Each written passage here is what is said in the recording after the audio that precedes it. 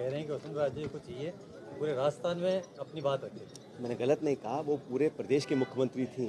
अपने क्षेत्र में पानी की समस्या को लेकर उन्होंने अधिकारी को ट्रांसफ़र तो करवा दिया, लेकिन जो हालात आज बिजली पानी के पूरे प्रदेश में हैं उनको भी पूरे प्रदेश में जाना चाहिए। और जहाँ जहाँ कमियाँ हैं, क्योंकि उनकी बात पर अगर एक्शन ले रहे हैं देर सवेर, तो वो पूरे प्रदेशवासियों को उसका लाभ मिलना चाहिए। पूरे प्रदेश में दौरा करें, वहाँ पे कमियों को बताएं सरकार को, और सरकार उस पर एक्शन ले। मैंने पहले भी कहा कि ये सरकार का जो काम है ये सिर्फ जुमले और भाषण है। चाहे इन्वेस्टमेंट्स में झूठे आंकड़े प्रस्तुत करने की बात हो, फिर अपने आप इतने असहाय हो गए कि निवेशक हमारे फ़ोन नहीं उठा रहे हैं। खुद कहा, मुख्यमंत्री जी ने कहा मंत्रियों में इतना खींचतान हो रहा है, किसने चिट्ठी लीक करी नहीं करी इस पर चर्चा हो रही है, और खींचतान में अफसरशाही हावी हो रही है। और ऑफिसर्स को जनता ने वोट नहीं दिया, लोगों ने भाजपा को सरकार बनाने का मौका दिया था। तो ये जानबूझ के अब परिसीमन कर रहे हैं। परिसीमन हमारी सरकार में भी किया था, मैं सरकार का पार्ट था। परिसीमन होता है क्षेत्रफल को देखकर, प्रशासनिक सुविधा को देखकर, लेकिन यहाँ पर जो परिसीमन कर रही है बीजेपी की सरकार राजस्थान में, वो शुद्ध रूप से राजनीतिक व्यवस्था को अपने पक्ष में लाने के लिए किया जा रहा है। तो ये जो है ये दुर्भावना से काम हो रहा है।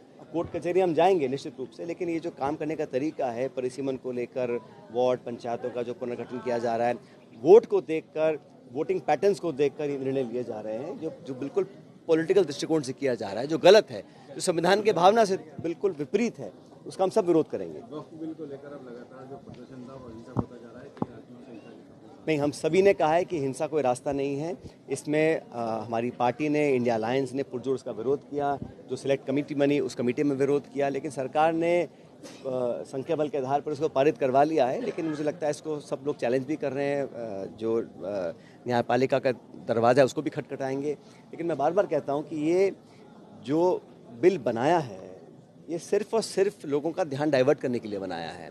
जो अमेरिका ने टैरिफ लगा दिए हैं, जो अर्थव्यवस्था के हाल हो गए हैं, जो ऐतिहासिक ऋण इस देश के ऊपर है, उससे ध्यान हटाने के लिए सरकार इस प्रकार की कार्रवाई हमेशा करती आई है। लेकिन मुझे लगता है कि ये कोई लाभ नहीं, कोई फ़ायदा नहीं पहुंचा रहे हैं, समाज को तोड़ने का काम कर रहे हैं। धर्म के नाम पर सरकार लोगों को विभाजित करना चाहती है, जो बहुत ही गलत है। अहमदाबाद अधिवेशन में न्याय पर एक प्रस्ताव आपने रखा है, क्या है वो प्रस्ताव?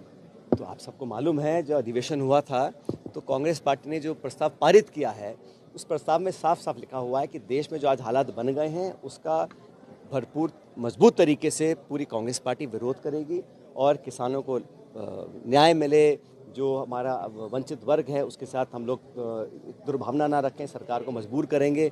और कांग्रेस पार्टी ने 2025 को संगठन का वर्ष घोषित किया है, और प्रदेश कांग्रेस कमेटी हो, चाहे अखिल भारतीय कांग्रेस कमेटी हो, अलग अलग हम लोग अपने अभियान चला रहे हैं, ट्रेनिंग कैंप चला रहे हैं।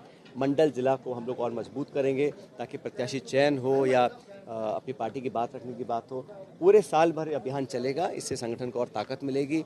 और क्योंकि इस साल बहुत ज़्यादा चुनाव नहीं, सिर्फ बिहार का चुनाव है, तो हम लोगों ने इसमें पूरा ध्यान केंद्रित किया। और अधिवेशन से एक मैसेज गया है कि हम लोग चाहते हैं कि जो उदयपुर डिक्लेरेशन था वो पूरी तरह लागू हो, और 50% जो पार्टी के पद हैं वो लोगों को दिए जाएं जिनकी आयु 50 साल से कम है, ताकि युवा वर्ग को हम लोग अग्रिम पंक्ति में लाने का काम कर सकें। सर, सवाई माधोपुर में राहुल गांधी आए थे, वहाँ से कांग्रेस विधायक अध्यक्ष ने आपके सचिन पायलट को राजस्थान की कमान देनी चाहिए, ये पहले मैं तो कल भी मैंने कहीं कहा था, मैं नागौर में था, कि अब 3.5 साल बचे हैं और जनता अभी से ही त्रस्त है और बदलाव के लिए बिल्कुल व्याकुल है।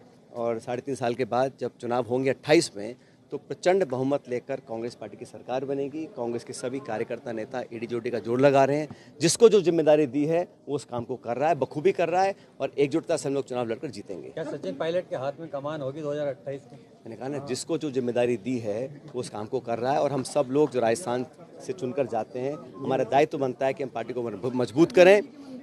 और सुन लीजिए, और 2028 तक जब चुनाव आएंगे तब तक हमारा जो नियुक्तियां हैं, नए लोगों को मौका देना है, नगर पालिका के, पंचायत के चुनाव होंगे, उन सबको जीतने के बाद अच्छे बहुमत के साथ, न सिर्फ राजस्थान में, मध्य प्रदेश, छत्तीसगढ़, जो तीनों स्टेट्स के साथ चुनाव होते हैं, तीनों जगह हम जीत कर जाएंगे। मंदिर में गंगा जल का छिड़काव, और टोंक जिले के ही मंत्री है राजस्थान सरकार में, किस तरह के हालात देख रहे हैं पेयजल को लेकर राजस्थान? पूरे प्रदेश में मैंने पहले कहा था, बिजली और पानी ऐसी सुविधाएं हैं जो हर सरकार को देनी पड़ती हैं, और गर्मी शुरू होने से पहले ही मैंने कहा था कि हम लोग एक कंटीजेंसी प्लान बनाएं, उस प्लान के आधार पर काम हो। लेकिन जैसा कहने को कुछ बचा नहीं है। जब प्रदेश की पूर्व मुख्यमंत्री ने जब पोल खोली थी सरकार की, तो मेरे कहने के लिए क्या बचा है। जो हकीकत है उन्होंने बयां कर दी है वसुंधरा जी ने, और सब पूरे देश ने देखा है उन्होंने क्या कहा और किस प्रकार उन्होंने सरकार की जो काम करने के तरीके को पूरे कटघरे में खड़ा किया है। तो हम सब ने देखा इस बात को। गंगा जल से मंदिर में